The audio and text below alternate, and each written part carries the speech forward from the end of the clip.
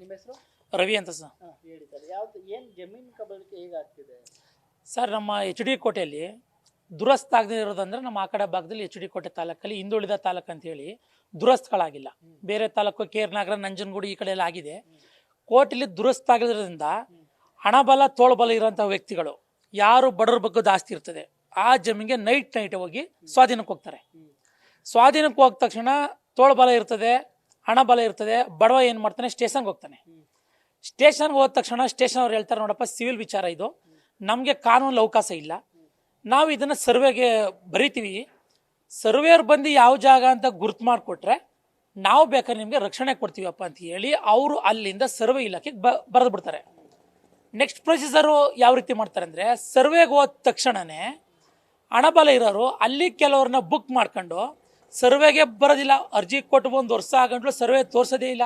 ಏನಂತ ಹೇಳ್ತಾರೆ, ದುರಸ್ತ ಆಗಿರೋ ಜಾಗಕ್ಕೆ ನಾವು ಅಳೆಯಕ್ಕೆ ಬರಲ್ಲ ಅಂತ ಹೇಳ್ತಾರೆ. ಒಂದು ಸಾಗುವಳಿ ಕೊಡಬೇಕಾದ್ರೆ ಅದಕ್ಕೆ ಚೆಕ್ಬಂದಿ ಹಾಕಿ ಯಾವ ಜಾಗಕ್ಕೆ ನಾವು ಸಾಗುವಳಿ ಮಂಜೂರು ಮಾಡ್ತೀನಿ ಅಂತ ಹೇಳಿ ಬ್ಲ್ಯಾಕ್ ನಂಬರ್ನ ಹಾಕ್ತಾರೆ.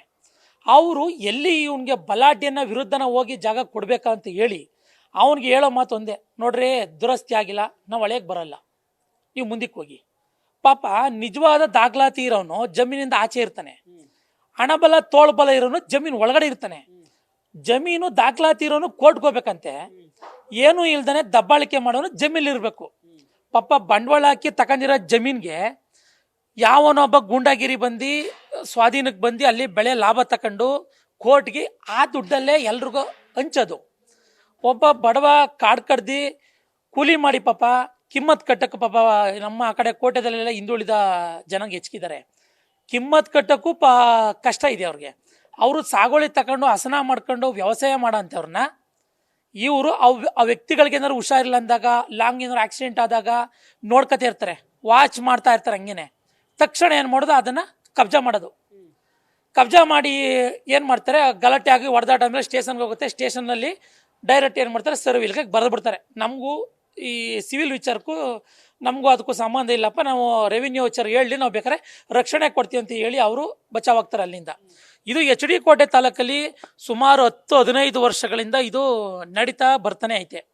ಇದಕ್ಕೆ ದಯಮಾಡಿ ಕಡಿವಾಣ ಹಾಕ್ಬೇಕು. ಇದಕ್ಕೆ ಯಾರ್ದು ಜಿನಿಯನಾಗಿದೆ ಇದನ್ನ ಪೊಲೀಸ್ ಇಲಾಖೆಯವರ ಕೆಳ ಹಂತದಲ್ಲೇ ಇದನ್ನ ಕಡಿವಾಣ ಹಾಕ್ಬೇಕು. ಹೆಂಗೆ ಅಂದ್ರೆ, ಇಬ್ಬರನ್ನೂ ಕರೆಸಿ ನಿಂದು ಯಾವ ದಾಖಲಾತಿ ಇದೆ, ನಿಂದೇನಿದೆ, ಈ ಜಮೀನಿಗೆ ಸಂಬಂಧಪಟ್ಟಂತ ದಾಖಲಾತಿಗಳು ನಿಮ್ಮ ಹತ್ರ ಇದ್ರೆ ಸಬ್ಮಿಟ್ ಮಾಡಿ ಅಂತ ಹೇಳಿ, ಅದ್ರಲ್ಲಿ ಯಾರು ಫೇಕ್ ಆಗಿ ಬಂದವ್ರನ್ನ ಅಲ್ಲೇ ಕಡಾಖಂಡಿತವಾಗಿ ವಾರ್ ಮಾಡಿ ಅವ್ರನ್ನ ಜಮೀನಿಂದ ಖಾಲಿ ಮಾಡಿಸ್ಕೊಟ್ರೆ ಎಷ್ಟೋ ಜನ ಬಡ ಜನಗಳು ಪಾಪ ಕೂಲಿ ಕಂಬಳ ಮಾಡ್ಕೊಂಡು ವ್ಯವಸಾಯಗಳನ್ನಾರು ಮಾಡ್ಕೊಂಡು ಜೀವನನಾರು ಸಹ ಮಾಡ್ತಾರೆ.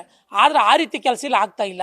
ಯಾವುದೇ ಕೇಸ್ ಬಂದ್ರು ಸರ್ವೆಗೆ ಬರೀತಾರೆ, ಸರ್ವೆಗೆ ಅವ್ರಿಗೂ ಹೋದ ತಕ್ಷಣನೇ ಅಲ್ಲಿ ಸರ್ವೇರ್ನೇ ಕೆಲವರು ಏನು ಮಾಡೋದು, ಬುಕ್ ಮಾಡ್ಕೊಬಿಡೋದು. ಯಾವ ರೀತಿ ಮಾಡ್ತಾರೆ ಅಂದರೆ, ಲೀಗಲ್ಗೆ ಹಾಕ್ಬಿಡೋದು. ಲೀಗಲ್ಗೆ ಹಾಕಿದ್ರಿ ಕಂಡ್ರೆ ಲೀಗಲ್ ಬರಬೇಕು ಅಂತ, ಲೀಗಲ್ ಅಲ್ಲೊಂದು 2 ತಿಂಗಳು 3 ತಿಂಗಳು ಬ್ಯಾಲೆನ್ಸ್ ಆಗುತ್ತೆ. ಅವಾಗ ಮತ್ತೆ ಲೀಗಲ್ ಬಂದಾದ್ಮೇಲೆ ಸರ್ವೇರ್ಗೆ ಡೇಟ್ ಕೊಟ್ಟಂದ್ಮೇಲೆ ಆ ಸರ್ವೆ ಅವನಿಗೆ ಏನಾದ್ರು ಎಲ್ಲ ನೋಡಿದರೆ ಮಾತ್ರ. ಇಲ್ಲ ಅಂದರೆ ಅವಿಆರ್ಐಗಳು ನನಗೆ ಇವತ್ತು ಹುಷಾರಿಲ್ಲ, ನನಗೆ ಡಿ ಸಿ ಆಫೀಸಲ್ಲಿ ಕೆಲಸ ಇದೆ, ನನಗೆ ಮತ್ತೊಂದಿದೆ ಅಂತೇಳಿ ಅವತ್ತು ಹಿಂಗೆ ಹಾಕೋದು. ರೋಸ್ ಹೋಗಿ ಆ ವ್ಯಕ್ತಿನ ಜಮೀನು ಮಾರ್ಬಿಡೋಕೆ ಅವ್ರಿಗೇನೆ ಆಯಿತು, ಬಿಡಪ್ಪ ನಮ್ಗೆ ಈ ಜಮೀನೇ ಬೇಡ, ಎಷ್ಟಗಾರ ಕೊಟ್ಬಿಡಪ್ಪ ತೆಗಿ, ನನಗೆ 4 ಕಾಸು 3 ಕಾಸು ನಾನು ಹೊಂಟೋಗ್ತೀನಿ, ಆ ಲೆಕ್ಕಾಚಾರಕ್ಕೆ ಇವತ್ತು ಹಣವಂತರು, ಬಲಾಢ್ಯರು, ರಾಜಕಾರಣಿ ಪ್ರಭಾವ ಇರುವಂಥವ್ರು ಆ ಕೆಲಸನ ಎಚ್ ಡಿ ಕೋಟೆಯಲ್ಲಿ ಮಾಡ್ತಾನೆ ಅವರೇ. ಇದ್ರ ವಿರುದ್ಧವಾಗಿ ಯಾರೇ ಸಹ ಇದನ್ನು ಮಟ್ಟ ಹಾಕಿ ಇಲ್ಲಿವರೆಗೂ ಆಗಿಲ್ಲ. ಇದು ಮುಂದರ್ಸ್ಕೊ ಬರ್ತಾವ್ರೆ.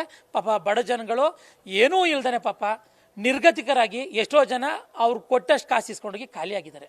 ಇದು ಎಚ್ ಡಿ ಕೋಟೆ ತಾಲೂಕಲ್ಲಿ ನಡೀತಿರೋಂಥ ಭೂ ಹಗರಣ ಇದು.